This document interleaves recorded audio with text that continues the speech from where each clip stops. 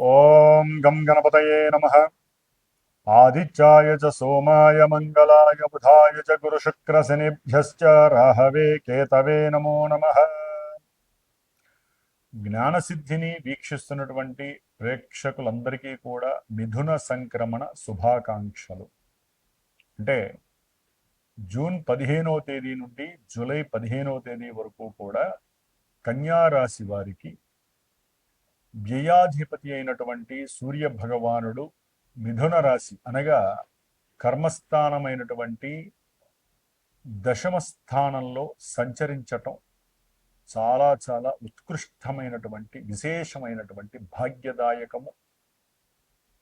కర్మని జయించి వీరికున్నటువంటి తెలివితేటలని ఒక ప్రణాళిక రూపకంగా అతి కష్టాన్నైనా సరే ఎదిరించి తండ్రి యొక్క ప్రోద్బలంతో, తండ్రి యొక్క ఆదరణతో, తండ్రి యొక్క ఆలోచన సంయోగంతో వీరికున్నటువంటి మేధస్సుని జోడించి ఆలోచనే వీరి యొక్క ఊపిరి శ్వాసగా భావించి పోతుంది అనుకున్నటువంటి ఉద్యోగాన్ని నిలబెట్టుకోవటం, పోయిన ఉద్యోగం కోసం మరలా మరలా మరలా ప్రయత్నాలు చేయటము, 1కి 4 సార్లు ప్రయత్నాలు చేసి ఉద్యోగ అన్వేషణలో విజయవంతులై పరిపూర్ణమైనటువంటి ఉద్యోగ పదవీ బాధ్యతలని పొందేటటువంటి యోగము ఈ కన్యా రాశి వారికి కనిపిస్తోంది. అలాగే వీరికి ఉద్యోగము సౌకర్యవంతంగా ఉండేటటువంటి యోగాన్ని కూడా ఈ యొక్క సూర్య భగవానుడు వీరికి ఫలిత రూపకంగా అందజేస్తున్నాడు. వ్యాపారంలో ఉన్నతమైనటువంటి యోగాలు ఈ యొక్క రవి వలన కలిగేటటువంటి అవకాశము కన్యా రాశి వారికి కలుగుతోంది. కర్మదోషాలు, పితృదోషాలన్నీ కూడా నివృత్తి జరిగి ఈ యొక్క సూర్య భగవానుడు వీరికి కర్మదోషాలు నివృత్తి చేసి కర్మ పరిపక్వతని కలుగజేసేటటువంటి శక్తిని ప్రసాదిస్తూ ఉంటాడు ఈయన యొక్క కిరణాల ద్వారా.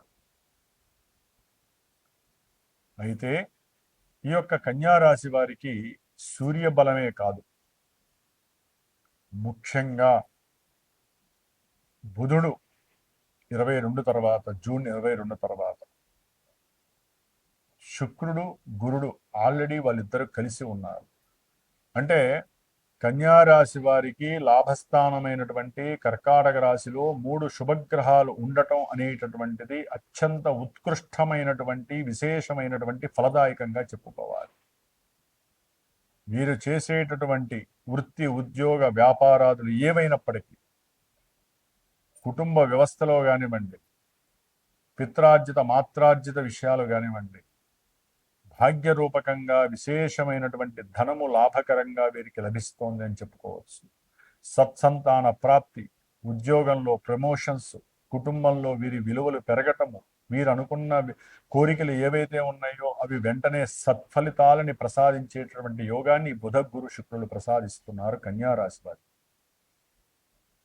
విద్యార్థులకి విద్యలో ఉన్నతమైనటువంటి కీర్తి ప్రతిష్టలు, గౌరవ మర్యాదలు, కొంతమందికి చదువు అవ్వకుండానే ఉన్నతమైనటువంటి ఉద్యోగ పదవీ ప్రాప్తి, విశేషమైనటువంటి ధనము ఆర్థికంగా లాభించటము, వీరికి ఉన్నటువంటి అప్పులన్నీ తొలగించేటటువంటి మహద్భాగ్యము కలగటము, ఉన్నతమైనటువంటి వాహన సత్సంతాన గృహ యోగాదులు, ముఖ్యంగా సత్సంతాన యోగప్రదులై వీరి యొక్క ఆనందానికి హద్దు లేకుండా ఉంటుంది. ఉన్నతమైనటువంటి విదేశీ విద్యలో కూడా పరిపూర్ణత కలుగుతుంది. ఉన్నతమైనటువంటి విదేశీయానాల ద్వారా జలానికి సంబంధించినటువంటి పడవలో, బోట్స్, లేకపోతే స్టీమర్స్ ఎక్కి వీరి యొక్క కోరిక ఎప్పటి నుంచో ఉన్నటువంటి వాటి అన్నీ కూడా అంటే కోరికల్ని సఫలీకృతం చేసుకునేటటువంటి పరిపూర్ణమైనటువంటి రోజులుగా మనం అభివర్ణించవచ్చు కన్యారాశి. మేధస్సు వికసిస్తుంది, వీరి కోరిక ప్రతిఫలిస్తుంది, వీరికి ఉన్నటువంటి జ్ఞానము ప్రపంచము నలుమూలలా వికాసించేటటువంటి యోగత్వము కలుగుతుంది. వ్యాపారంలో విశేషమైనటువంటి లాభాదులు, వివాహము తొందరగా అయిపోయేటటువంటి అవకాశం కలుగుతుంది. అట్లాగే వీరికి ఉన్నటువంటి తెలివితేటలు, బుద్ధి, జ్ఞానము, ధనము అన్నీ కూడా ఒక చోటికి చేరిస్తే ఒక నిధి నిక్షేపాల పంటలాగా వీరికి ఆనందమే మహద్భాగ్యం అన్నట్టుగా కలుగుతూనే ఉంటుంది. సృజనాత్మకత వీరిని మంచి ఆలోచనల ద్వారా లక్ష్మీ కటాక్షాన్ని కలుగజేసే పరిస్థితి కలుగుతాం. సామాన్యమండి బుధ గురు శుక్రులు కలవటం అంటే విశేషము అది కన్యారాశి వారికి. ఇది అరుదుగా లభించేటటువంటి యోగత్వం. మరి ముఖ్యంగా ఈ యొక్క కన్యారాశి వారికి శని సప్తమంలో ఉండటం ద్వారా భార్యాభర్తలకి సంబంధించినటువంటి విషయాలలో అగచాట్లు, బాధలు, విరోధాలు, ఎడబాట్లు, కోర్టు సమస్యలు, ఎన్నో రకాలైనటువంటి వ్యాపార భాగస్వామ్య విషయాలలో కూడా, అంటే కుటుంబ పరంగా ఎన్ని సమస్యలున్నా వ్యాపార పరంగా కూడా భాగ్యహీనత్వము కలగటము, అంటే వారి ఇరువురి మధ్య సమస్యలు కలగడం అనేటటువంటిది, కోర్టు సమస్యలు, ఇవన్నీ కూడా కొంచెం తలకాయ నొప్పిగా ఉంటాయి. ఒక పక్క చూస్తే కొంతమందికి ఆనందకరం. ఎందుకని కొంతమంది అంటున్నాను, కన్యారాశి వారికి, దాంట్లో ఉన్న నక్షత్రాల వారికి మరి ఎన్నో కోట్ల మంది ఉంటారు. అందరికీ యోగాలు కలిగితే ఇక జన్మజాతకం ఎందుకు, మనకి జీవితం ఎందుకు? ప్రతి ఒక్కరి జాతకము డిఫరెంట్గా ఉంటుంది. ఎవరైతే జన్మిస్తారో ఆ జన్మ సమయానికి లగ్నము, లగ్న బలము, అట్లాగే ఇప్పుడు నడుస్తున్నటువంటి దశలు, అంతర్దశలు మాత్రమే ఈ యొక్క యోగాలన్నీ ప్రతిబింబించే పరిస్థితులు కలిగి ఉంటే జన్మజాతకంలో ఇవన్నీ యోగిస్తాయి. కొంతమంది అంటారు, గురువు గారు మీరు ఎంత చెప్తున్నారు, మేము అట్టడుకు వెళ్ళిపోయామండి, వివాహాలు దగ్గర దాకా వచ్చి మాకు జరగట్లేదండి, వివాహాల పరంగా మేము ఎన్నో ధన నష్టాలు కలిగినాయండి, పెళ్ళైన తర్వాత మేము ధనం ఇచ్చి వదిలించుకున్నామండి, సమస్యలు, కోర్టు సమస్యలు, మా పిల్లలు చదవట్లేదండి, అట్లాగే వ్యాపారంలో మోసాలు జరిగినాయండి, ఇట్లా ఎన్నో రకాల సమస్యలు కూడా మా దగ్గరికి వస్తూ ఉంటాయి జాతకరీత్యా. కాబట్టి ఏదైనా వివాహపరంగా కానీ, వ్యాపారపరంగా కానీ, వృత్తిలో జాయిన్ అయ్యేటప్పుడు కానీ, వృత్తి ఏదైనా ఎవరికైనా ఇబ్బందులు కలిగినా కూడా, ఏ ఇబ్బందులు కలిగినా సరైన జ్యోతిష్కుడిని సంప్రదించండి. మీ మనసుకు నచ్చాలి ముందు ఆ జ్యోతిష్కుడు. ఆ గురువు గారిని సంప్రదించి, కొంతమందికి ఏ లగ్నాలు తెలియవు, ఏ రాశులు తెలియవు, ఏదో మా పేరు బలం మీద ఉందండి, లేకపోతే మాకు ఫలానా జన్మరాశి అని చెప్పారండి, మరి రాశి బల రీత్యా మేము బాగుంటుందా ఈ సంవత్సరం అంటారు. రాశిపరంగా మానసిక ప్రక్రియలు మాత్రమే మీకు గోచరిస్తూ ఉంటాయి గోచారంలో. కానీ అసలైనటువంటి ఈవెంట్స్, ఆనందదాయకం, ఆరోగ్యం కావచ్చు, మనసు కావచ్చు, బుద్ధి కావచ్చు, జ్ఞానం కావచ్చు, సిరి సంపదలు, ధనము, ఆర్థికము, వివాహము, సత్సంతానము, సౌఖ్యము, అట్లాగే భార్యాభర్తల మధ్య అనురాగత, అన్యోన్యత, ఏవైతే మన నిత్య జీవితంలో సౌఖ్యకరమైనటువంటి పరిస్థితులు ఉన్నాయో అవన్నీ జన్మజాతకమే తెలియజేస్తూ ఉంటుంది, దశలు, అంతర్దశలు, విదశలు, సూక్ష్మ ప్రాణదశల ద్వారా. కాబట్టి అవన్నీ తెలుసుకున్న నాడే మీకు యోగాలు సంప్రాప్తిస్తాయి.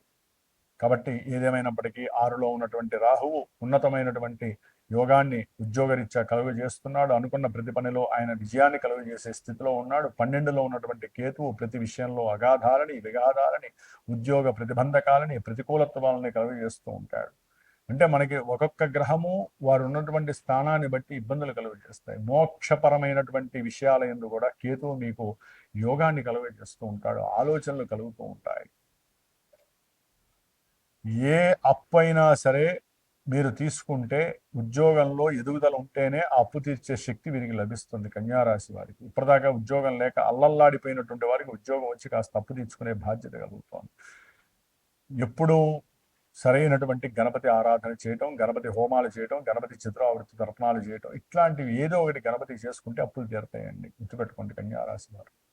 మరి కుజ భగవానుడు ఇప్పటి వరకు అష్టమంలో ఉంటాడు, 20వ తేదీ నుండి భాగ్యంలోకి వస్తాడు. తండ్రి గారి పరంగా వారి యొక్క ఆరోగ్య రీత్యా కావచ్చు, లేకపోతే వీరికి ఉన్నటువంటి కుటుంబ ఆరోగ్య రీత్యా ధనము నష్టము కలగటము, లేదా ప్రయాణాలు, దగ్గరవో దూరాలవో ఏదో ప్రయాణాల ద్వారా విశేషమైనటువంటి ధనము హీనత్వము కలగటము, అన్నదమ్ముల మధ్య విపరీతమైనటువంటి గొడవలు, ఎడబాట్లు, అట్లాగే భూ సంపద కరిగిపోవటము, భూములు ఎవరో కబ్జా చేయటము, మీకున్నటువంటి గృహాలు, భూముల్లో ఎవరో వారి పేరు మీద ఫోర్జరీ చేసుకోవటము, దాని ద్వారా మీరు ధనము ఇచ్చి విడిపించుకోవాల్సిన పరిస్థితులు, ఒక్కోసారి మీ యొక్క భూమి ఎక్కడుందో మీకు తెలియక అల్లల్లాడిపోతాము, లేకపోతే భూమి తాకట్లో ఉంటే అది తిరిగి రాక మీరు ఇబ్బందులు పడటం, ఇలాంటివి భూములకి సంబంధించి, లేకపోతే గొడవలకి సంబంధించి, ఆరోగ్యాలకి సంబంధించిన విషయాలలో ఈయన మహా ఇబ్బంది కలుగజేస్తూ ఉంటాడు. ఉన్నతమైనటువంటి విద్యలు చదవాలనుకునే వాళ్ళకి ఒక రకంగా అయోగ్యదాయకముగా చెప్పుకోవాలి. ఈ విధంగా జన్మజాతకాల్లో ఉన్నటువంటి దశల్ని, అంతర్దశల్ని, గోచారంలో ఉన్న గ్రహస్థితులు ఇవన్నీ సంపుటీకరణం చేసి అమ్మా ఇప్పుడు మీరు ఈ విషయంలో ముందుకు వెళ్ళవచ్చు, లేకపోతే ఈ విషయాన్ని ఇంకో 4 నెలలు ఆపండి, 4 సంవత్సరాలు ఆపండి అని చెప్పగలిగేది ఒక గురువు మాత్రమే, జ్యోతిష్య గురువు మాత్రమే. కాబట్టి జ్యోతిష్య శాస్త్ర రీత్యా మీకు ఏదైనా సరే సలహాలు కానీ, ఏదైనా ఇబ్బందులు ఉంటే అవి తొలగడానికి సరైన పరిష్కారాలు కానీ మీరు గనక కోరుకున్నట్లయితే గనక, మా యొక్క పీఠాన్ని సంప్రదించినట్లయితే గనక మీకు సరైనటువంటి అవకాశాలు, సరైనటువంటి యోగాలు కూడా కలిగేటటువంటి పరిస్థితులు ఆ పరమేశ్వరుడు మా ద్వారా మీకు చెప్పించే పరిస్థితిని కలుగజేస్తారు. ధర్మో రక్షతి రక్షితః, సర్వే జనాః సుఖినో భవంతు.